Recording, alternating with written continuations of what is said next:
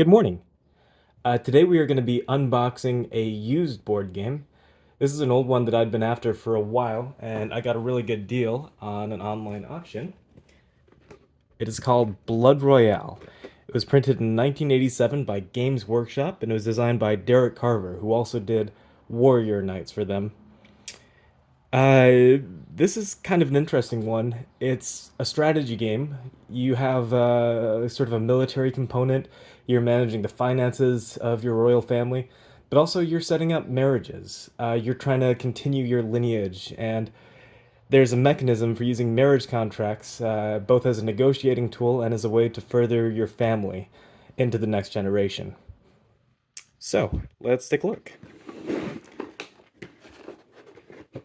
On the back here, looks like there's going to be a big map, and it's going to have a variety of plastic playing pieces, including plastic coins and pads of bearer bonds, character sheets, and marriage contracts. We're going to have a deck of event cards, some dice, a rule book, and yeah, the box itself could be in better condition, but I'm hoping none of this damage carried through to the pieces inside.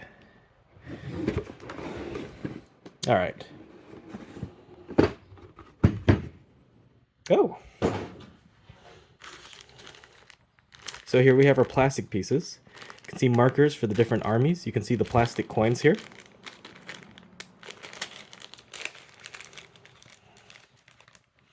Looks like the decals have all been applied already to the plastic pieces. Different denominations for the coins. Different colors. All right. Set of dice. We've got 3 six-sided dice. And it looks like one of those old school D10s that has 20 sides, numbered 0 to 9 twice. Let's see if we can get this in focus. Yeah. Yeah, it's a D10 with 20 sides. And now for the pads. So here we have, they almost look like character sheets. These must be for the members of your family. You can pick the gender, the name, you have your family title, the parents of the person, and then different stats like constitution and charisma. And you can see it's designed to carry through with your character as they age. I've got about 3 post-it size pads of these. Some bearer bonds, probably for large denominations not covered by the coins. And a pad of marriage certificates. So, yeah.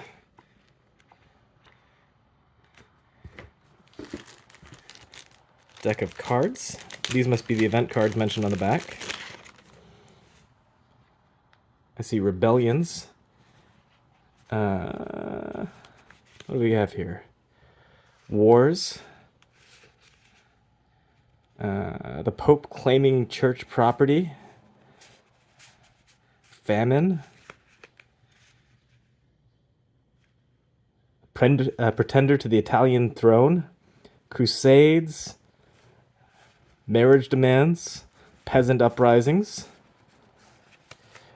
The cardstock is a little bit thin, but it has a nice matte feel to it. Kind of feels like a business card. And you can see on the edges, these must have been torn out from like a sheet. You can see the little lines where they were punched out.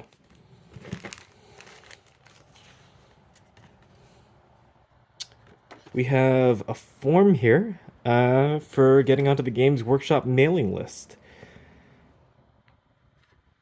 Interesting. A rules summary.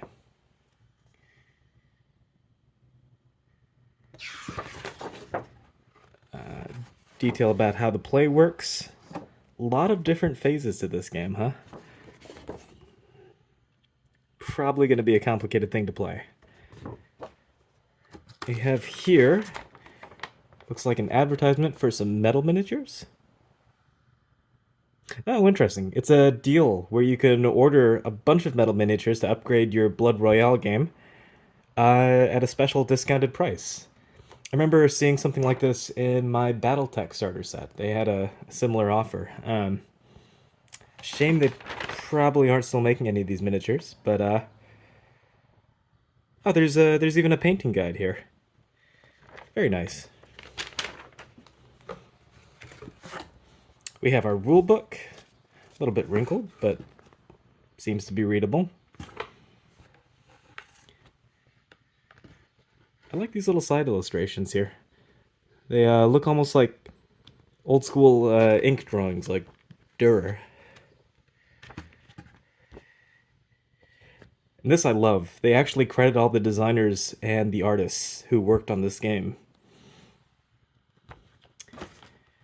Get into the board here, and it appears to be a puzzle board. This has been the case with all of the 80s Games Workshop games that I've had so far.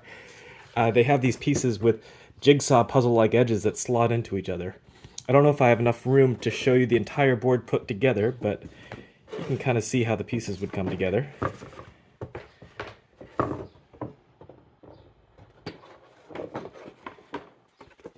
Like so. It's a very large map. Most of the boards that I've seen for games like this have 4 puzzle pieces. This is a 6 puzzle piece map, and it looks like it's based on actual historical Europe.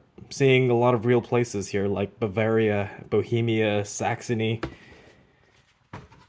And last, we have this, which I guess might have been put in by the auctioneer, and a bunch of counters, most of which are still attached to their frames, so I don't think the previous owner actually got a chance to play this game.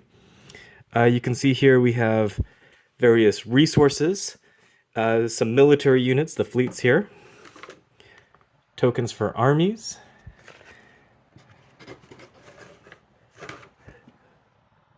food, rebellion markers, metal tokens, or pardon me, cardboard tokens designating metal.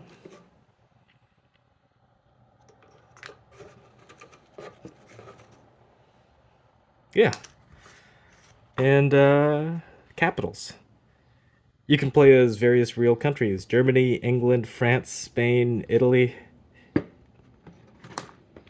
It looks interesting. I'm not sure if I'm ever going to get a group together to commit to a game like this. Board Game Geek estimates a playtime at 4 hours, but we'll see. I've got some friends who are into some heavier RPGs, and I think they might be down for something like this. Thank you for joining me.